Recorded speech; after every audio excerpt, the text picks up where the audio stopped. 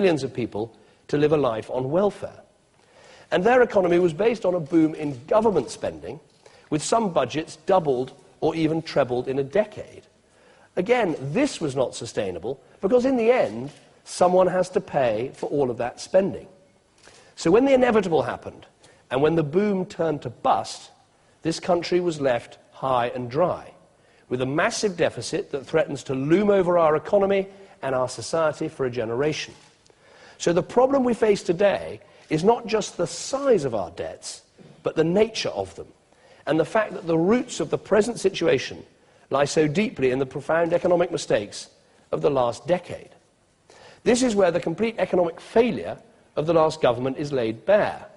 They talk about economic competence, but look how recklessly they spent our money. We are now publishing the information about how all your money is spent. We're shining a spotlight on where the waste went. And it is a scandalous sight to see.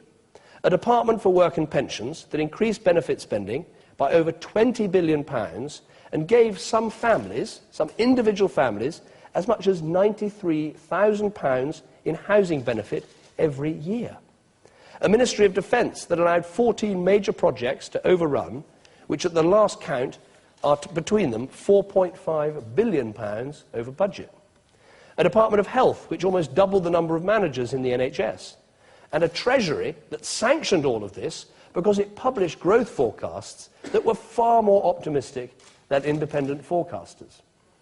And look at how they did all this while at the same time doing so much damage to the fundamentals of our economy, letting it get completely out of balance by hitching our fortunes to a select few industries, accepting as a fact of life that 8 million people are economically inactive in our country, and allowing our economy to become far too dependent on a public sector whose productivity was falling, and far too hostile, I would argue, to a private sector that has now actually shrunk in its size to a level not seen since 2004.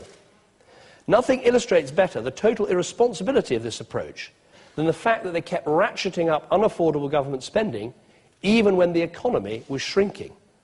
By the end of last year, our economy was 4% smaller than in 2007. But if you look behind the headline figures, you see why we face such a massive deficit crisis today. Because while the private sector of the economy was shrinking, the public sector was continuing its inexorable expansion. While everyday life was tough for people who didn't work in the public sector, with job losses, pay cuts, reduced working hours, falling profits, for those in the public sector, life went on pretty much as before. Since 2007, public spending has actually gone up by over 15%, some extra 120 billion in just 3 years. And while private sector employment fell in this period by 3.7%, public sector employment actually rose. So it has been, if you like, a tale of two economies, a public sector boom and a private sector bust. But there was a problem with this public sector splurge.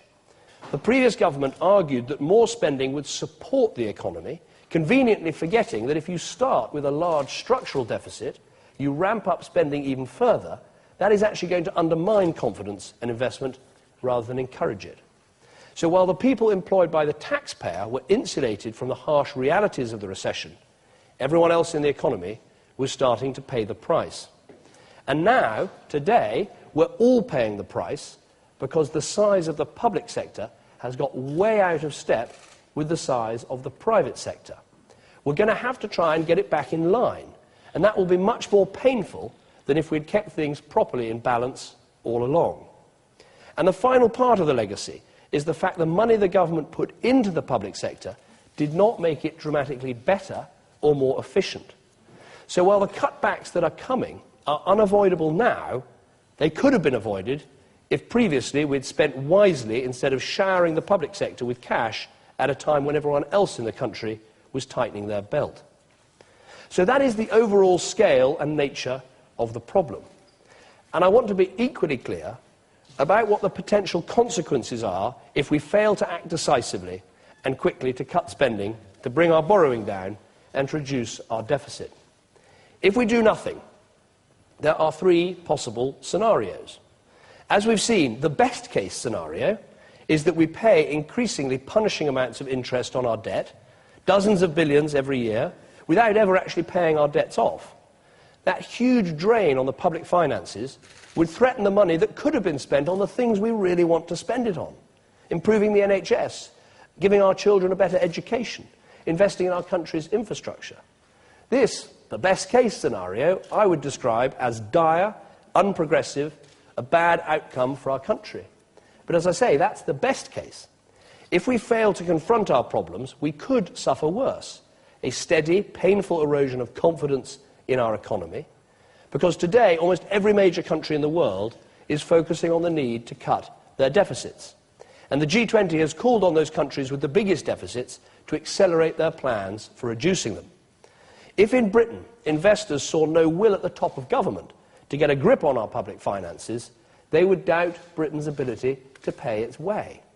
That means they would demand a higher price for taking our debt, interest rates would have to rise, investment would fall. If that were to happen, there would be no proper growth, there would be no real recovery, there would be no substantial new jobs, because Britain's economy would be beginning a slide to decline.